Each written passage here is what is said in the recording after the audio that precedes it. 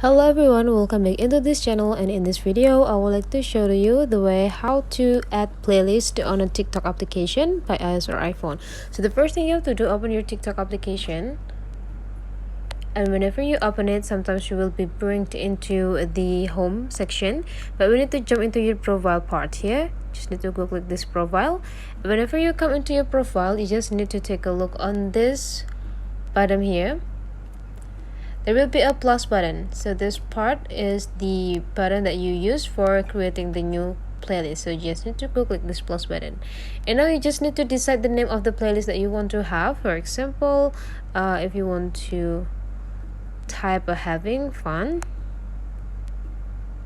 and after that, whenever you already did for the title, you just need to go click next, and now you just need to choose the video that you want to add into your playlist.